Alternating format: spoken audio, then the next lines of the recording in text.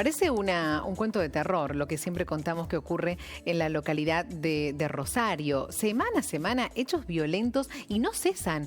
Y la preocupación de la gente que vive ahí, la incertidumbre de no saber si uno puede salir de la casa y cómo vuelve a su casa. Bueno, ayer nomás comentábamos acá en Teleiro Federal este hecho terrible que ocurrió en el día de ayer. Personas acribilladas, un panadero, un sicario, en pleno centro, plena luz del día. Y suma esto a tantas historias que semana a semana vamos comentando que ocurre en la localidad de Rosario. Qué difícil vivir, ¿no? Qué difícil vivir en una ciudad con una inseguridad tan profunda, crímenes a plena luz del día que mantienen en vilo a todos los vecinos. Vamos a conversar sobre este tema con Carlos Del Frade, que es periodista de investigación especializado en narcotráfico, además diputado provincial del Frente Social y Popular de Santa Fe.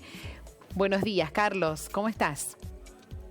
¿Cómo les va? Buenos días, un gusto. Muchísimas gracias por esta deferencia. Un placer, gracias por tu tiempo. Bueno, lo decíamos, Carlos, en la introducción, qué difícil vivir en Rosario en estos días, ¿no? Por favor, ¿cuánta preocupación?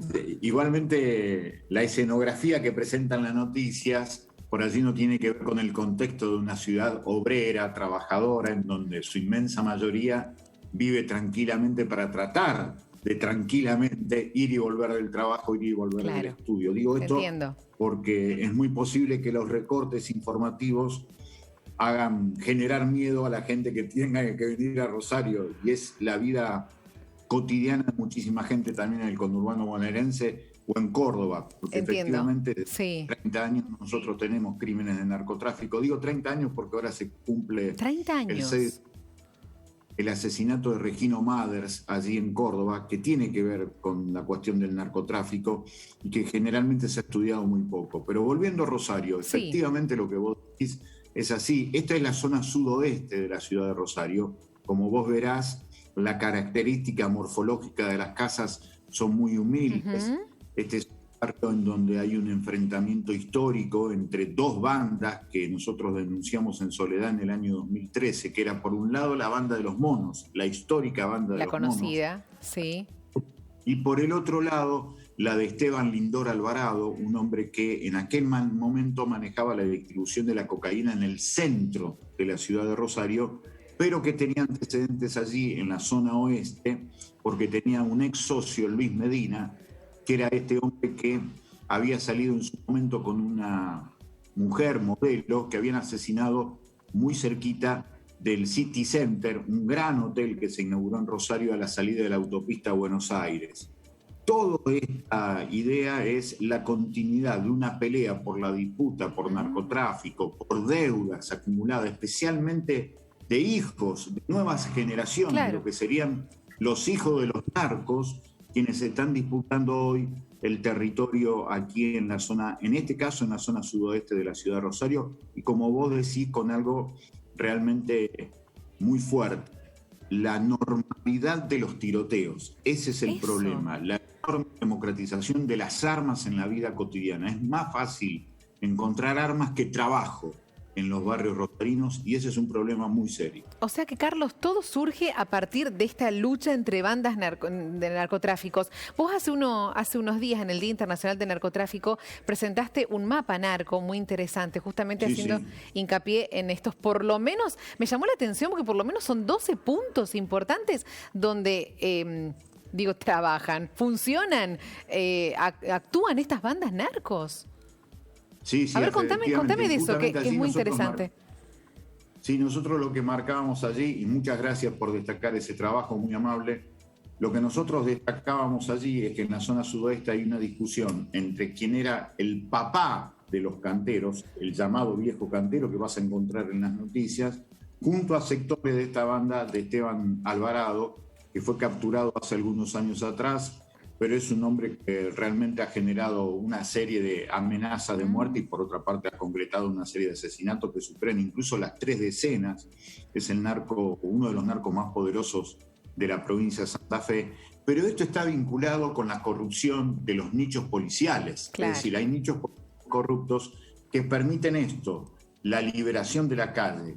La calle tiene la presencia del Estado a través de la policía, pero el problema es que cuando hay nichos corruptos se termina generando que se libere la zona para los negocios ilegales o para esto de lo que significan estos hechos de venganza que lamentablemente en Rosario empieza de una manera despiadada a partir del año 2013, cuando lo matan a uno de los hijos del viejo cantero, el llamado Pájaro Cantero, el 26 de mayo del 2013, iniciando una serie de acontecimientos que efectivamente ponen a Rosario en el eje de las noticias, sea tanto por radio, por televisión o por diario. Y Carlos, ¿cómo se frena esto?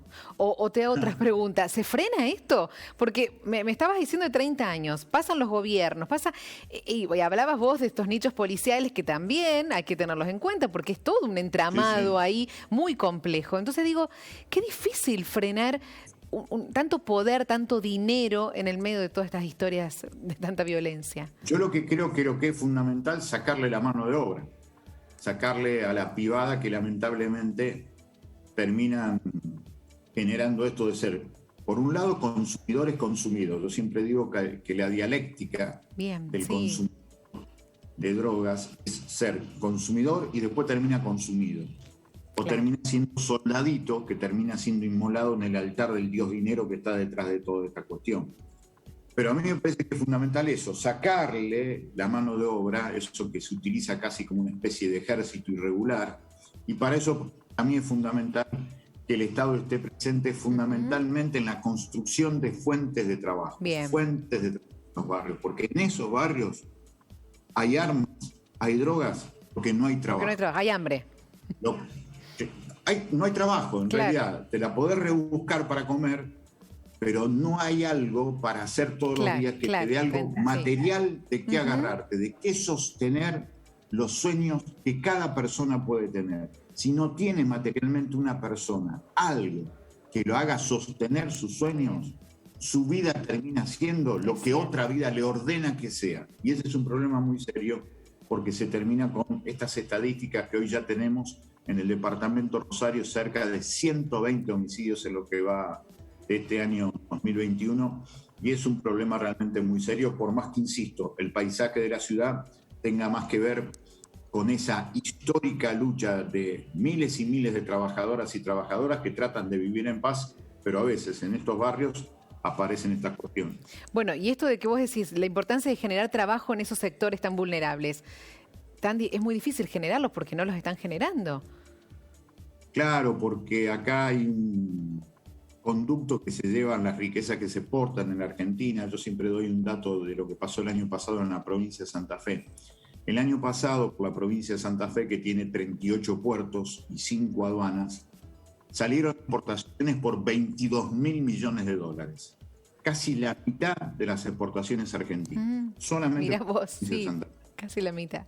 No quedó un solo peso en la provincia. Claro.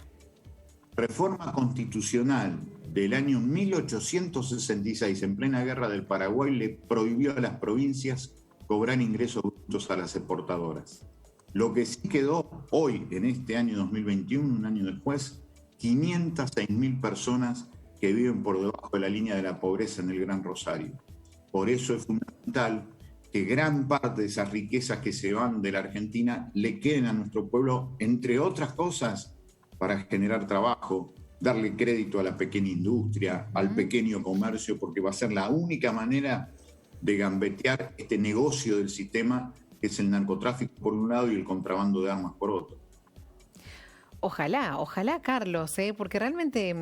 Estamos peleando por eso. Sí, eso te iba a preguntar justamente, porque vos sos por un lado periodista de investigación y se nota que te apasiona el tema, se nota que le dedicas muchas horas a esto desde hace mucho tiempo, se nota con tu explicación y tu forma de describir cada uno de los hechos, pero además como parte de la política también, tu lugar, tu rol es muy importante. Sí. Bueno, por eso quiero que me cuentes en ese rol que están peleando, que están proponiendo.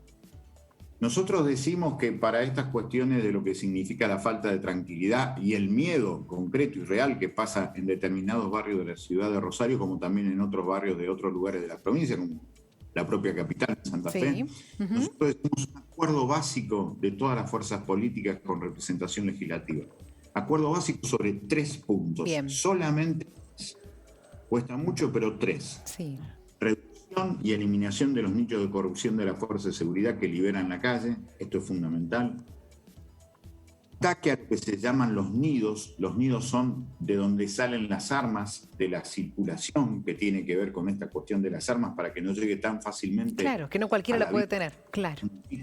Claro, que no sea el mercado ilegal de armas tan fácil acceder a él. Y el tercer tema que nos parece fundamental, atacar lo que realmente mueve todo esto, que es el dinero. Y el dinero se ataca con el lavado de dinero, porque la sangre derramada queda en barrios como este que ustedes están mostrando en la imagen. Pero el dinero que genera esa sangre derramada está en el centro de la ciudad. Está en las mesas de dinero, está en las mutuales, está en los bancos, en los grandes bufetes de abogados, en los grandes sectores empresariales que, como tienen un caudal de dinero suficiente, meten allí el negocio ilegal para justamente lavarlo y blanquearlo. Y ese es un problema irresuelto, no solamente en la provincia de Santa Fe, sino en la Argentina. Un dato dramático. En el año 2019, según el Ministerio de Seguridad de la Nación, se habían iniciado en toda la Argentina, por causa del lavado de dinero, que es, insisto, lo que nutre todo esto, 88 causas nada más.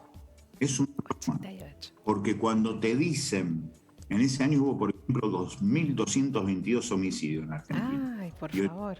Causa de lavado de dinero, cuando la mayoría de los homicidios son por organizaciones criminales vinculadas al lavado de dinero a partir del narcotráfico. Con lo cual, cuando los funcionarios te dicen, vamos a seguir la ruta del dinero, ni una cortada del dinero sigue.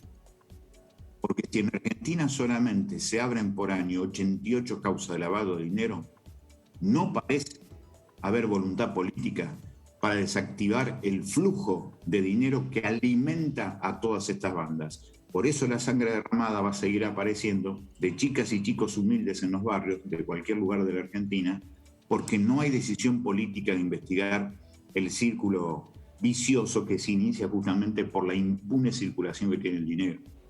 Qué distinto sería si el Muy objetivo... diferente. Por eso sí. hay que batir el parche, hay que decirlo. Sí. Desde la política hay pocas voces, lamentablemente. Hay pocas pero voces. Desde el periodismo es fundamental. Desde el periodismo es fundamental decir, esto es lo que estamos viendo, es la cara de la moneda más visible. Claro. La otra cara, la oculta, el lavado de dinero que genera todo esto. Porque estas balas que se dispararon, que acabó con la vida de un comerciante de 62 años, sí.